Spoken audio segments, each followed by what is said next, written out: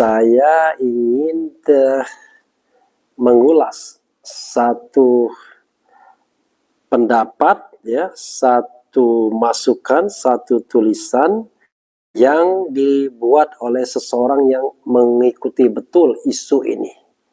Kenapa saya bisa pastikan itu?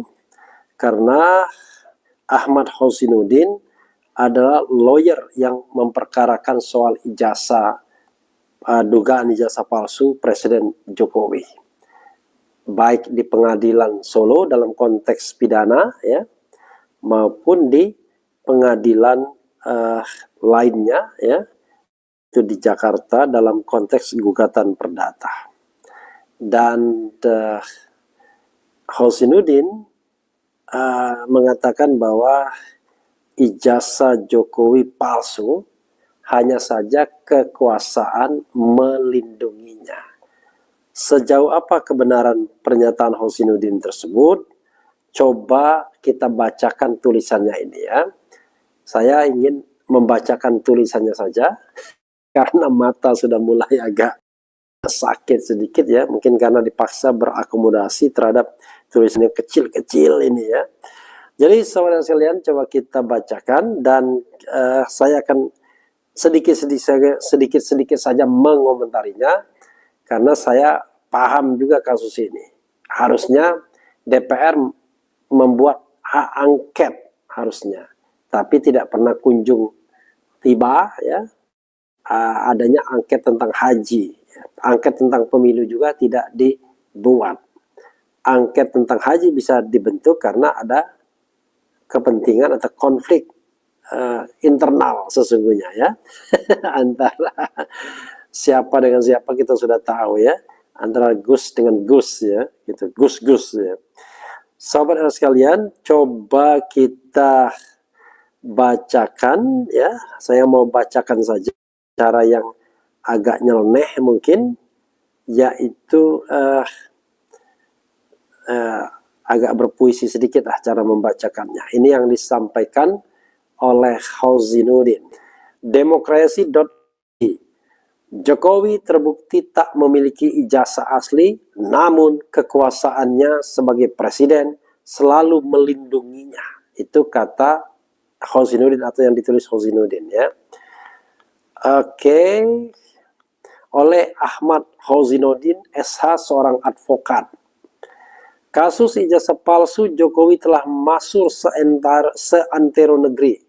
Nyaris tidak ada satupun dari rakyat Indonesia ini yang tidak mengetahui kasus ijazah palsu Jokowi. Kalau rakyat umum mungkin hanya berasumsi tentang kasus ini, tapi tidak bagi kami.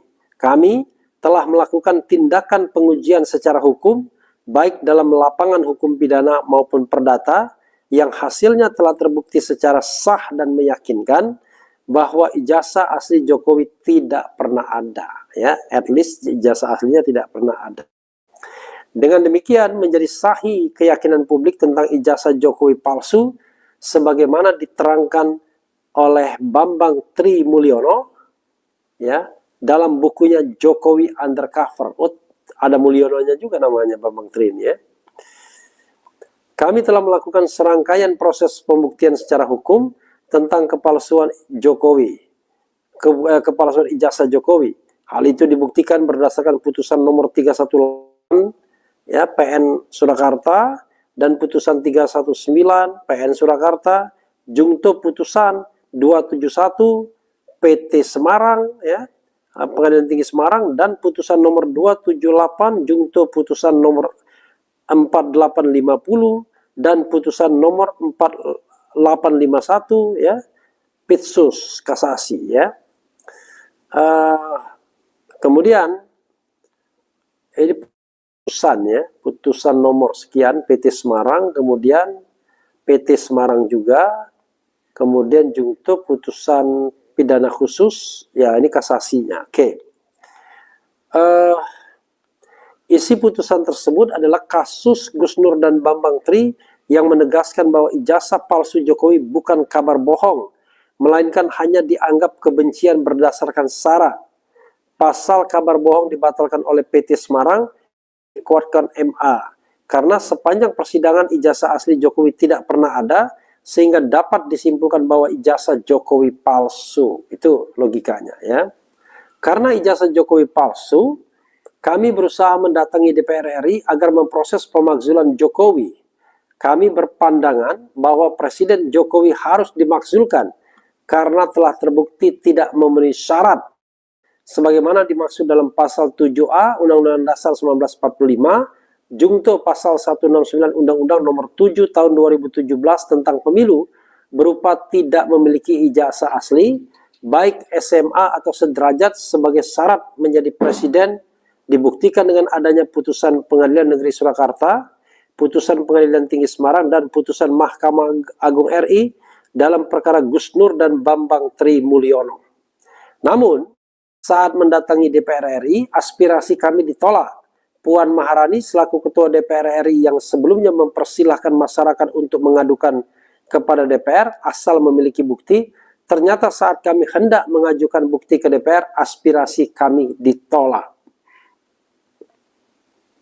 Semestinya, DPR segera bersidang untuk memakzulkan Jokowi karena terbukti tidak memenuhi syarat sebagai presiden, karena syarat untuk menjadi presiden minimal berpendidikan SMA yang dibuktikan dengan ijazah yang asli, bukan ijazah palsu.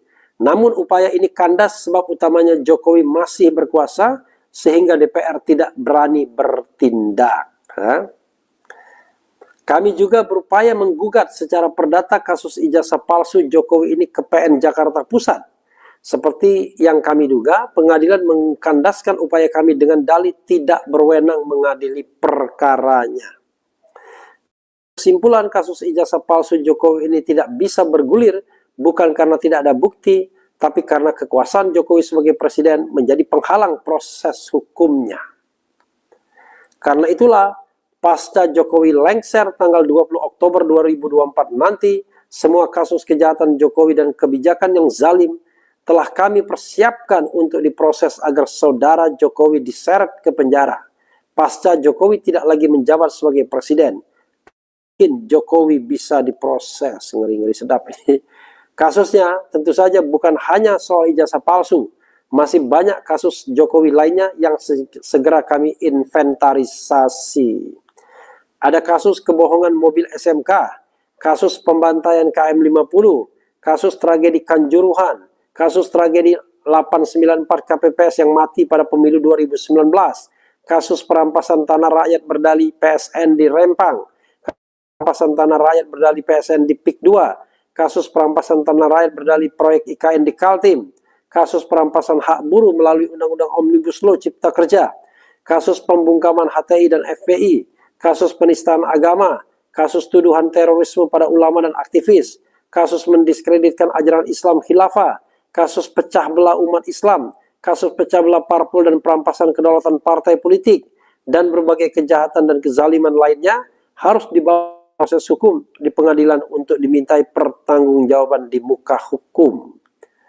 Untuk itulah pada Sabtu tanggal 21 September 2024 nanti ya, atau bertepatan dengan 1 bulan jelang lengsernya Jokowi, kami berkumpul dengan sejumlah advokat, ulama, tokoh, bangsa dan aktivis nasional untuk menyampaikan pernyataan sikap. Pernyataan ini menjadi dasar konsolidasi untuk menyeret saudara Jokowi ke muka hukum. Ya, saudara sekalian, itu yang dikatakan, disampaikan oleh sastrawan politik Hozinuddin, ya, yang keras orangnya, yang tanpa tedeng aling-aling kalau mengatakan. Tapi memang soal ijazah palsu itu, ya, apa yang dikatakan Hozinuddin bukan kaleng-kaleng, karena dia mengikuti betul prosesnya, terutama ketika menjadi pengacara Bambang dan Gus Nur dalam kasus tindak pidana yang dikenakan kepada Gus Nur dan Bambang Tri, yaitu tindak pidana menyebarkan berita bohong. Dan ternyata ya, itu tidak bisa dikategorikan menyebarkan berita bohong tentang ijazah palsu tersebut, karena selama sidang di Pengadilan Negeri Surakarta, itu pun tempat sidangnya dibuat sedemikian rupa, tidak di Jakarta, tidak juga di Jawa Timur atau Surabaya, tetapi di Surakarta, dengan alasan bahwa saksinya kebanyakan dari Surakarta atau Solo. Ternyata enggak juga. Di sidang itu mula-mula Bambang Tri dan Gus Nur dihukum karena menyebarkan berita bohong atau hoax. Tapi di pengadilan Semarang, Tinggi Semarang tidak demikian. Yang terjadi adalah itu, tapi menyebarkan kebencian berbau sara. Jadi bukan berita bohongnya yang kemudian bisa dihukum. Kalau begitu, artinya dia tidak menyebarkan berita bohong mengenai ijazah palsu. Itu yang dikatakan oleh Khosinuddin. Untuk itu, karena merasa Bambang Tri tidak menyebarkan berita bohong, mereka melakukan gugatan perdata dan juga mendatangi DPR, ternyata kandas. Jadi sahabat sekalian, ya, saya juga paham ini kandasnya itu sekali lagi bukan karena tidak ada bukti, tetapi pengadilan tidak mau menggelar pembuktian, satu, sehingga mengatakan tidak berwenang, ya, mereka mengadili perkara tersebut.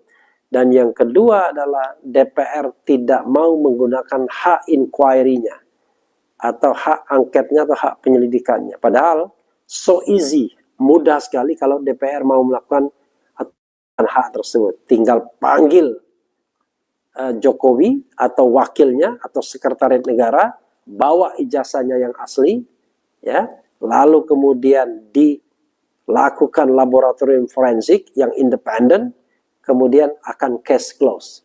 Kalau palsu, maka impeachment. Kalau asli, case close. Selesai. Jadi tidak ada lagi spekulasi soal ijazah palsu. Kan nggak enak kan dispekulasi menerus. Tapi apa boleh buat, rupanya istana lebih menghindari untuk berdebat soal ijazah ini. Maka Khosinuddin, Egy Sujana, dan lain sebagainya, itu permohonannya tidak ditindaklanjuti oleh Pengadilan Negeri Jakarta Pusat, ya. Jadi gugatan perbuatan melawan hukumnya, gugatan perdatanya tidak diproses lebih lanjut. Tapi yang jelas anak bernama Gus Nur dan Bambang Tri itu merasakan hukuman karena dianggap telah melakukan penyebaran berita bohong awalnya, tapi kemudian yang masuk adalah ujaran kebencian, ya. Kalau ujaran kebencian berbasis sara, saya juga bingung. Karena presiden itu bukan suku, bukan agama, bukan ras, bukan antar golongan.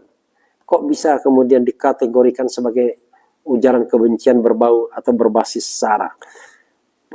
Punya nggak? Punya, ijazah sudah terlanjur terus. Mau apa?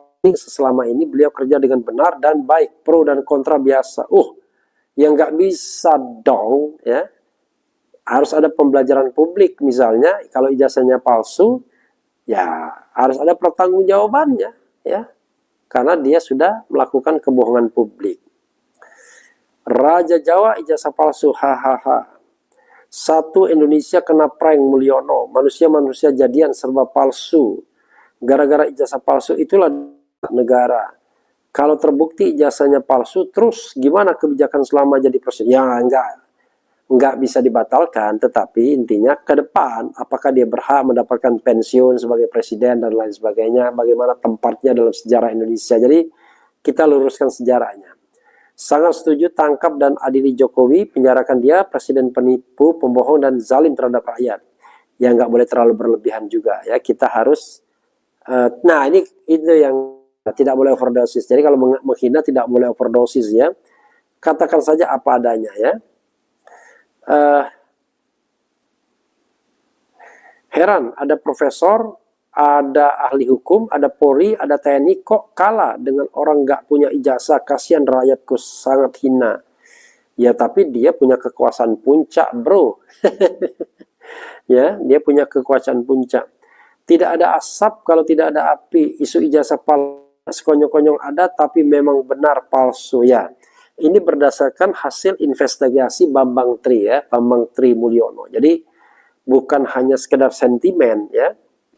Threshold 20% kok enggak dari dulu pilpres, kok diputusin waktu pilkada pilgub. Apa niat threshold ini cuma cara jegal Anies? Pilpres kebobolan karena Nasdem PKB, tapi pilgub berhasil deret PKS, ya.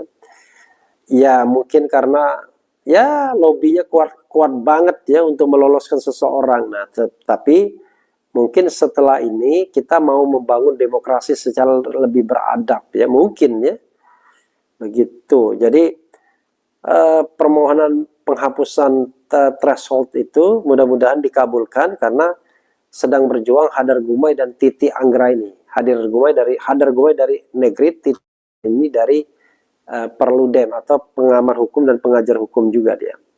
Bagaimana pendapat RH tentang RG yang tidak butuh ijazah? Katanya ijazah hanya tanda orang pernah sekolah, bukan tanda orang bisa berpikir. Begini ya, Anda jangan benturkan fenomena ijazah palsu dengan pernyataan Rocky Gerung. Rocky Gerung itu ya mengatakan bahwa ijazah bukan berarti orang pernah berpikir. Ya memang benar, tetapi sebagai syarat administratif dia kan harus dipenuhi. Itulah sebabnya Rocky Gerung tidak bisa mengajar lagi gara-gara syarat administratif dia cuma berijazah S1. Kemampuannya S4 bukan hanya S3. Tetapi syarat administratif itu tidak terpenuhi. Sama dengan presiden. Mungkin orang yang tidak sekolah banyak yang jauh lebih pandai. Ya, tetapi undang-undang kan syaratnya harus lulus SMA. Jadi syarat itu harus dipenuhi terlebih dahulu. Jadi syarat itu ada syarat yang sifatnya administratif, syarat yang sifatnya substantif. Nah, kalau syarat administratif tidak terpenuhi, ya tidak bisa juga. Tapi kalau syarat substantif, kita bisa berdebat. Ya, misalnya kualifikasi mampu secara jasmani dan rohani untuk menjadi presiden dan wakil presiden. Ya, kita bisa perdebat apa sih, what does it mean mampu secara jasmani dan rohani. Tapi kalau menjadi warga negara Indonesia, itu syarat administratif yang tidak perlu kita perdebatkan. Kalau Anda tidak punya KTP, paspor Indonesia, itu artinya Anda bukan warga negara Republik Indonesia by law ya. Karena paling tidak Anda harus punya dokumen yang menunjukkan Anda warga negara Indonesia.